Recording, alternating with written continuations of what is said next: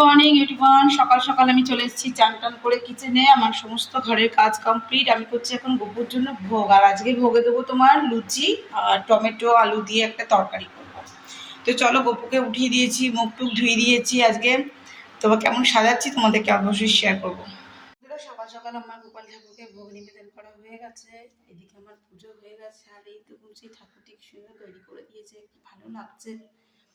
তো 11:30 বাজলে তার আগে আমার ভোগ দেওয়া পুজো করা কমপ্লিট। আজ আমার গোপাল ঠাকুরকে কত সুন্দর লাগছে। একটা জিনিস আপনারা দেখলেন কি? দেখুন, ওদের সকলকে চোখ লাগিয়ে দেওয়া হয়েছে। তো চলো তবে বন্ধুরা, এদিকে তো ঠাকুরের পুজো কমপ্লিট। এবার আমি নিচে গিয়ে রান্নাটা বসাবো। তো চলো সঙ্গে যাবো। আর আমার বুবুকে যাবো, ও জামা কাপড়গুলো সব রেডি করছিলাম। তো যাই, মা ডাকছে, বলছে রান্নাটা বসা। তো চলো ঝটপট করি। তো বন্ধুরা, এদিকে আজও দেখো চিপস ভাজতে দিয়ে দিয়েছি। এদিকে চলছে আমার ডিমের কারিটা অলমোস্ট ডান।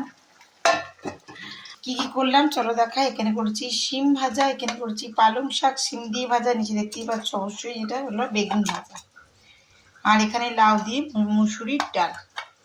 এই হয়েছে দুপুরের লাঞ্চ। তো দোদন চলে এসছে। দিদি আমাকে ফোন করেছিল, দোদন আজকে এখানে খাবে, আমাদের কাছে থাকবে। আর আমি উল্টি বেলায় মানে সন্ধ্যের দিকে যাবো অন্ডাল। আজ গোপাল ঠাকুর চলে যাবে মায়ের কাছে, ওকেই দিতে যাবো আর কি।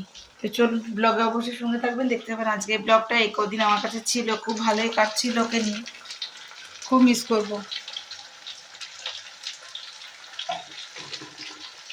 আমি এখন গরম গরম ভেজে দিয়েছি গোপালকে, আমাদের মালপোয়া, রাধারানী, গোপাল সকলের জন্য। তো আজকে ওরা চলে যাবে যেহেতু, তো আমি একটু মিষ্টি মুখ করালাম।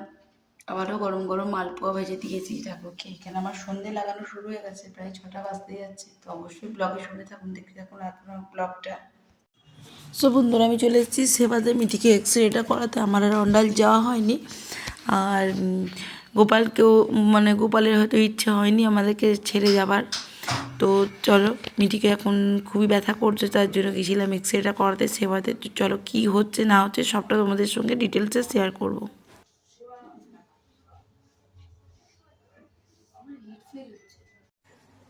তো যাই হোক, মিঠিকে দেখিয়ে নিয়ে আসলাম, আপনাদের সঙ্গে শেয়ার করলাম। রিপোর্টে এক্সরে রিপোর্টটা সলিউশন দিয়ে দিয়েছে। রিপোর্টে কোনো ভাঙাচোরা কিছু আসেনি। যাই হোক, চির ফাড়ও কিছু নেই, কিন্তু হাতটা নড়াচড়া করতে পারছে না, মানে হাতটা মুভমেন্ট করলেই ব্যথা লাগছে আর কি, মানে এই জায়গাটা কুমির এই জায়গাটা।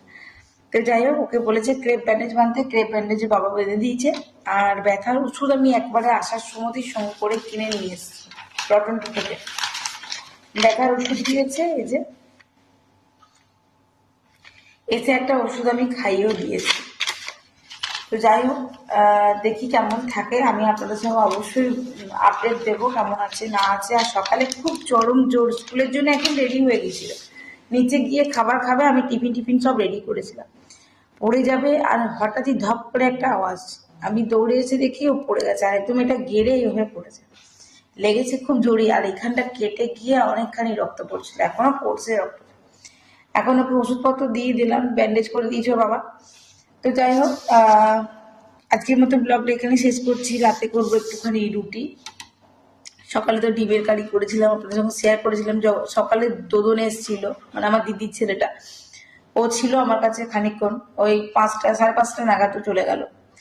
তো যাই হোক, বুনির সঙ্গে খানিকক্ষণ বকবক করছিল,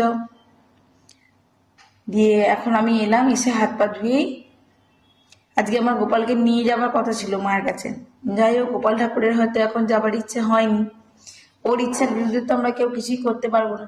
আমি সমস্ত রেডি করে নিয়েছিলাম, ওকে ব্যাগে ট্যাগে ঢুকিয়েও সমস্ত রেডি। মিঠির বাবাও চলে এসেছিল দিতে যাব বলে অন্ডাল, কিন্তু মিঠির যা ব্যথা করছিল, হাতটা মুভমেন্ট করতে পারছিল না বলে আমি দেখলাম যে মাকে ফোন করে দেখি যে মা কি বলে। মা বললো যে না, তুই তাহলে চলে যা, এক্সরেটা করিয়ে আনগা। তো গোপাল ঠাকুরের যেটা ইচ্ছা, হয়তো তার যাবার ইচ্ছা হয়নি এখন, তার যখন ইচ্ছা হবে সে তখনই যাবে। তো আমি ওকে ওই জন্য নিয়ে চলে গেলাম, আর গোপাল ঠাকুরকে শয়ন দিয়ে দিলাম। জো করেছিলাম, আপনার সঙ্গে শেয়ার করলাম, বাট আমি শয়নটা দিই নি। তো আমি আবার ওকে শয়ন টয়ন দিয়ে তবে আমি চলে গেলাম সেবাতে। আমি এক্স রেটা সেবাতেই করিয়েছি, আমার সেবার রিপোর্টই ঠিক লাগে। তো যাই হোক, এবার করবো রুটি। আর আজকের মতন তাহলে ব্লগটা এখানে শেষ করছি। ব্লগে কিছু ভালো লাগলে অবশ্যই একটি লাইক কমেন্ট শেয়ার করে দেবেন। আর যদি কোনো কিছু জানতে চান তাহলে অবশ্যই আমার কমেন্ট বক্সটি অবশ্যই খোলা আছে, কমেন্টের মাধ্যমে আপনারা অবশ্যই জানতে পারেন। আমার ভিডিওটি কেমন লাগছে সেটি জানবার হলেও অবশ্যই আমার কমেন্ট বক্সটি খোলা আছে, সেখানে আপনারা লিখতে পারেন। সো আজকের মতন এইটুকুই। সকলে ভালো থাকুন, সুস্থ থাকুন। আবার একটি নতুন ভিডিওতে, নতুন ব্লগে আপনাদের সঙ্গে আমার খুব তাড়াতাড়ি দেখা হচ্ছে। ততক্ষণের জন্য বিদায়, টাটা, গুড নাইট। আর এখন সময় প্রায় ওই 8টা 54।